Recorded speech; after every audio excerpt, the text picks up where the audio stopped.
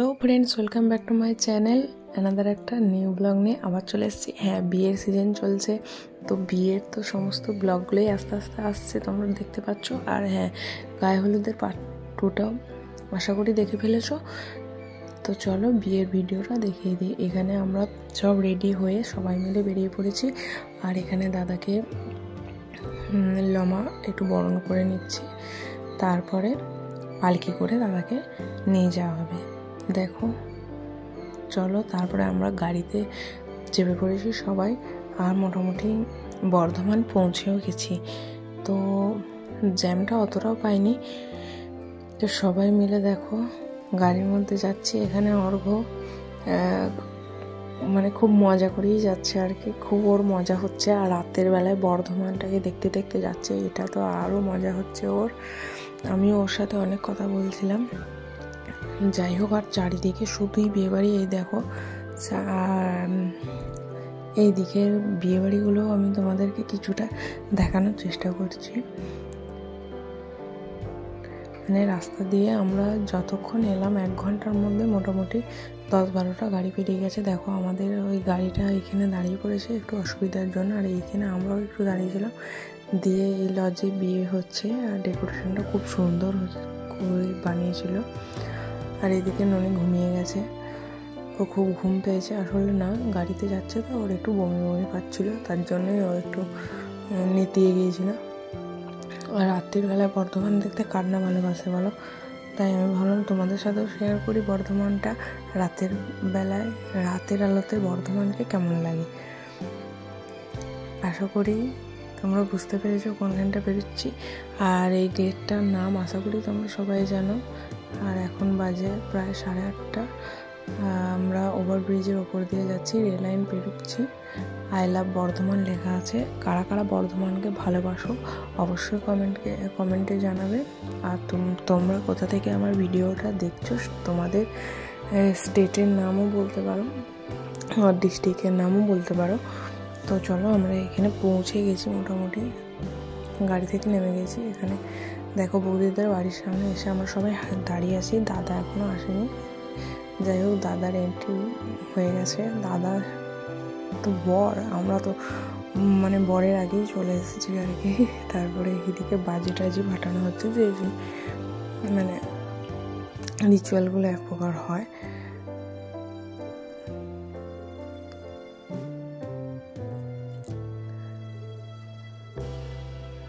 তো দাদার শাশুড়ি মা এখন রিচুয়ালগুলো পালন করছে। আর এইদিকে দেখো বৌদিকে নিয়ে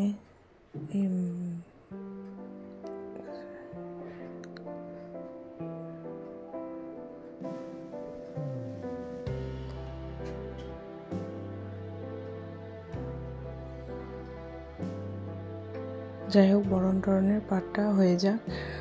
আশা করি তোমাদের বাঙালির রিচুয়ালগুলো খুব খুব খুব ভালো লাগবে। আর বিয়ের রিচুয়ালগুলো তো ভালো তো লাগবে। আর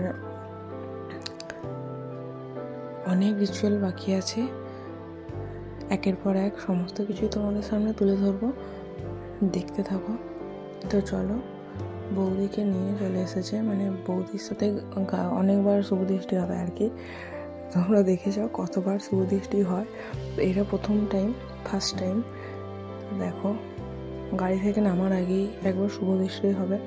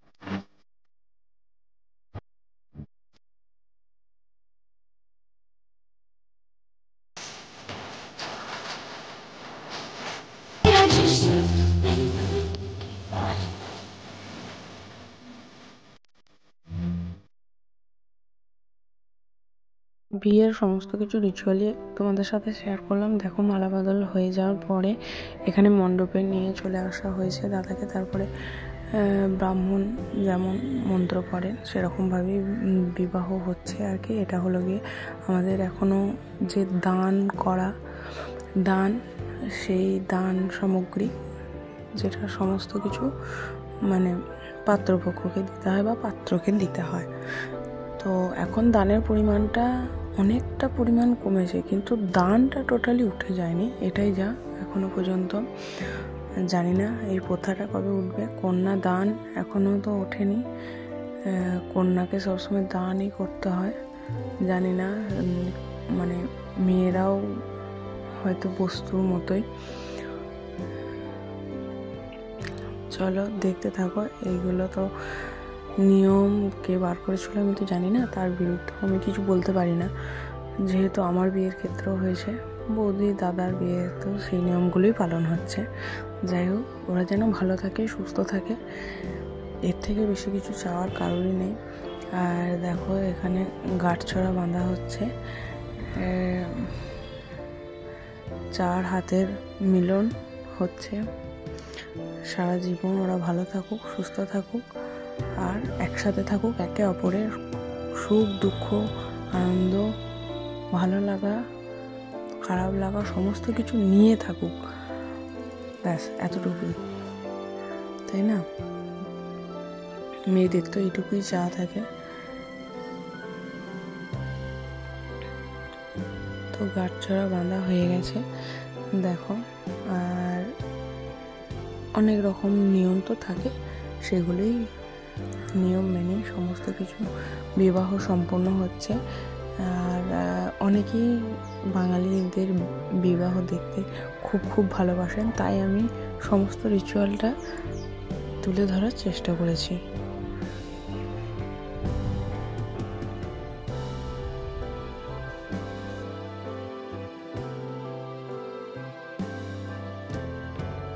এরপরে সেই মুহূর্ত দেখো, আজকে যে তার নিজের ঘরে ছিল সে আজ থেকে পরের ঘরে চলে যাবে, মানে সেটাকেই তার নিজের ঘর ভাবতে হবে। 25 বছর বা 23 বছর যাই বলো না কেন, সে তার বাবার বাড়িতে কাটালো, সেটা তার নিজের বাড়ি নয়।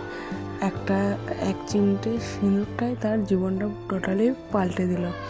মানে সত্যি মেয়েদের জীবনটা খুব অদ্ভুত, তাই না? এক চিমটে সিঁদুর সত্যি মেয়েদের জীবনটাকে টোটালি এক রাতের মধ্যে পাল্টে দেয়।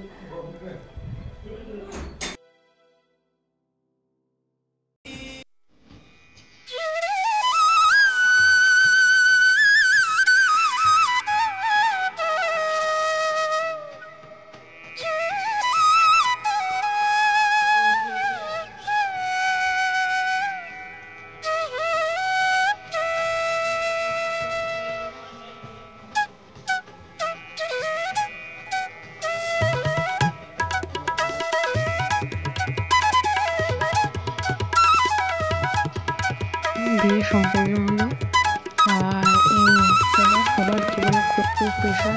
আর দাদা বৌদিকে অনেক অনেক শুভেচ্ছা। ওরা ভালো থাকুক, সুস্থ থাকুক, সুখে থাকুক, এটুকুই চাইবো। চলো, এরপর ফটো শ্যুট এখন চলবে, তো আমাদেরকে বাড়ি ফিরতে হবে, তার জন্য এতটুকুই।